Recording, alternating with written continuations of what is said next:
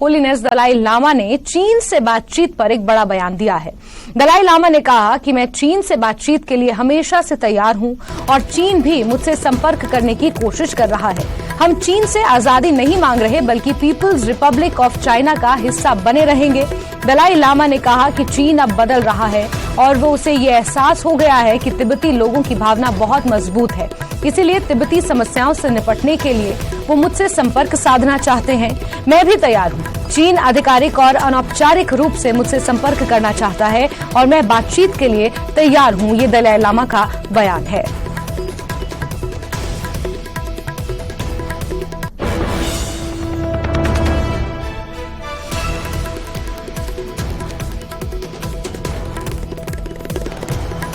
Yes, I always open to talk. Now China also now realize the Tibetan people, their spirit very strong. So you see, in order to deal with the Tibetan problem, they want to contact with me. I am also ready. We are not seeking independence. We are decided since many years. We remain part of People's Republic of China. Okay. Now China changing. Also, you see, Chinese officially or unofficially. हमारे सहयोगी इसी खबर पर ज्यादा जानकारियों के साथ जुड़ गए हैं। विचित्र, जिस तरीके से यहाँ हिज होलीनेस का बयान सामने आया है और उन्होंने ये कहा है कि वो चीन से बातचीत के लिए तैयार हैं और एक नर्म रवैया चीन की तरफ उनका जो देखने को मिला है, किस तरीके से उनके इस बयान को देखा जाए और समझा जाए? विचित्र, देखिए जैश्वन, निश्चित तौर पर जो है ये जो बयान है, इसको अगर हम लोग अपने राष्ट्रीय सद्भाव के परिदृश्य में हम लोग देखें तो ये कहीं ना कहीं ये काफ़ी बड़ा भूचाल लाने वाला ये बयान है। इसलिए भी क्योंकि बीते 6 दशकों से जो है दलाई लामा हिंदुस्तान में रह रहे हैं और हिंदुस्तान की देवभूमि हिमाचल प्रदेश के धर्मशाला में रह रहे हैं। और ये वो दौर था जब दलाई लामा किस तरह से जो तिब्बत से वहाँ से भागकर जो उन्होंने अपनी जान बचाई थी और हिंदुस्तान में वो प्रवेश किया था।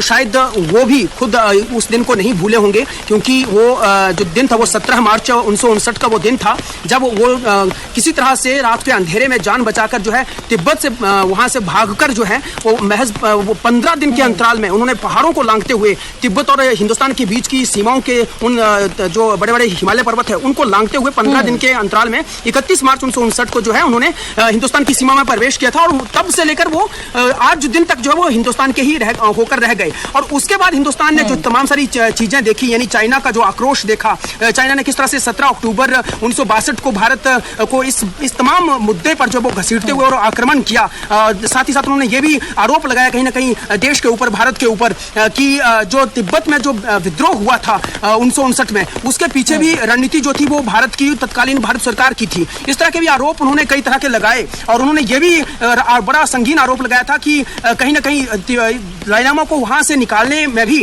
भारत सरकार का हाथ हो सकता है। तो इन तमाम सारी बातों को, इन तमाम सारे आक्रोश को उन्होंने जो है वो उस वक्त जाहिर किया था। और उसके बाद चीन का आज दिन तक हिंदुस्तान के साथ किस तरह का रवैया है ये हम सब जानते हैं। तो आज जिस तरह से एकदम बिल्कुल दलाई लामा का जो यूटर्न वाला ये जो बयान आया है, निश्चित तौर पर जो है ये कहीं ना कहीं बड़ा भूचाल लाने वाला ये इस बयान को कहीं ना कहीं देखा जा रहा है। क्योंकि दलाई लामा ये कह रहे हैं जिन चाइना के लिए वो हमेशा से, हालांकि ऐसा नहीं है कि उन्होंने चाइना के लोगों के लिए जो है वो कभी भी अपनी आक्रामक या वो आक्रोशित वाली जो भाषा का प्रयोग किया हो, वो हमेशा से कहते रहे हैं कि चाइना के लोग अच्छे हैं, वो चाहते हैं कि वो उनके साथ मिले और उनको अपना गुरु माने।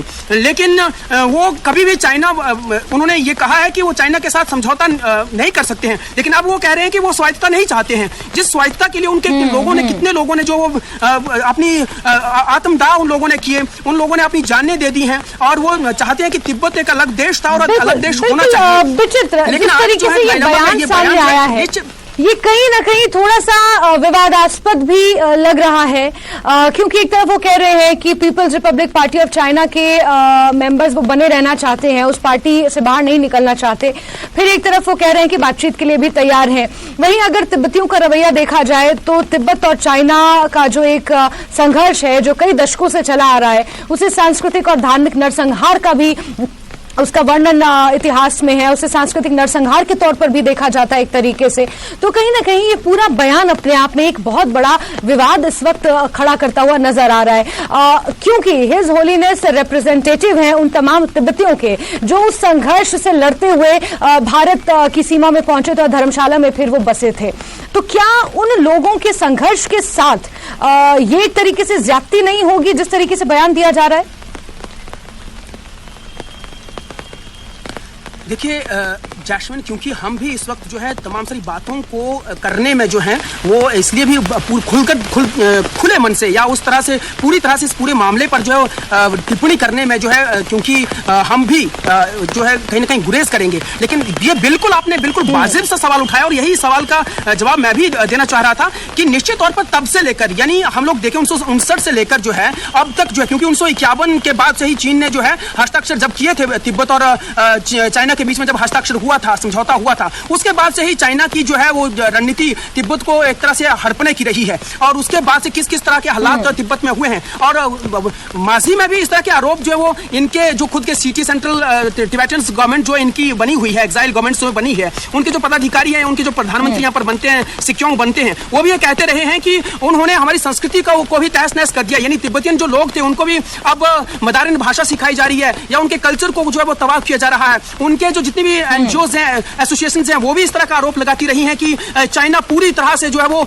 तिब्बत के ऊपर हावी हो चुका है, उनकी संस्कृति सभ्यता को जो है वो पूरी तरह से खत्म कर रहा है और उनकी संप्रभुता पर जो है पूरी तरह से इस वक्त चाइना का ही खतरा जो है वो मंडराया हुआ है। बहुत सारे उन्होंने सवाल जो वो पहले खड़े किए हैं और संघर्ष बहुत लंबा उनका रहा है। आत्मदाह कई लोगों ने किया है, सैकड़ों लोगों ने अपनी जानें दे दी हैं। कई महिलाओं को जो है चाइना, ये भी कहा जाता रहा है कि कई महिलाएं चाइना की जो है चीन की जेलों के अंदर जो है वो बंद रही हैं और खुद दलाई लामा भी जो है वो चाइना जो है वो दलाई लामा को जो है वो अपनी कैद में कर लेना चाहता है। इस तरह के कई आरोप उन लोगों ने, इनके एसोसिएशंस ने, इनके पदाधिकारियों ने और सीटी के कई लोगों ने जो है मासी में लगाए हैं। तो हम उनको नहीं भूल सकते हैं क्योंकि 6 दशक से दलाई लामा यहाँ पर रह रहे हैं और वो हमेशा से, हालांकि सभी के प्रति वो अपना नर्म रुख अपनाते हैं, कहते हैं, लेकिन ये जो बयान आज उनका आया है, निश्चित तौर पर जो लोग स्वायत्तता जो है तिब्बत की चाहते हैं जैस्मिन, उन लोगों के लिए जो है कहीं ना कहीं निश्चित तौर पर जो है उनके लिए समझने वाला ये सवाल होगा। उनको समझने की जरूरत होगी कि इस वक्त उनके सर्वोच्च धर्मगुरु कहना क्या चाह रहे हैं और वो कह क्या रहे हैं। क्योंकि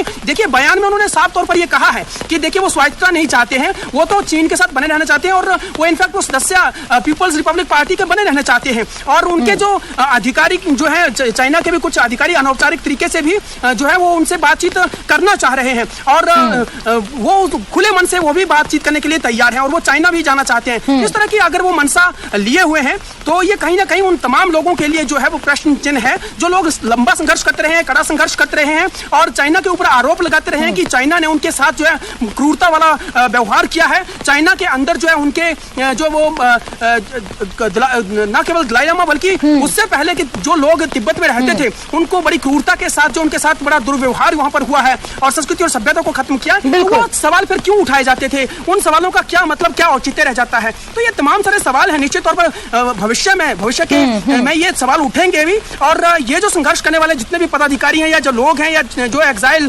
टिबेटन्स हैं वो भी इस सवाल को समझना भी चाहेंगे और इसका जवाब भी वो कहीं ना कहीं अपने सर्वोच्च धर्मगुरु से जानना भी चाहेंगे। जैस्मिन बिल्कुल बिल्कुल विचित्र। तो जिस तरीके से अब दलाई लामा का यह बयान यहाँ पर सामने आया है, किस तरीके से इस बयान को देखा जाए ये अपने आप में एक बड़ा सवाल है और इतनी ज्यादतियां जिस तरीके से तिब्बतियों ने सही हैं, चीन ने जो जुल्म किए हैं और कहीं ना कहीं आज भी चीन तिब्बत को अपने अधीन ही मानता है, चाहे अप्रत्यक्ष तौर पर ही क्यों ना सही।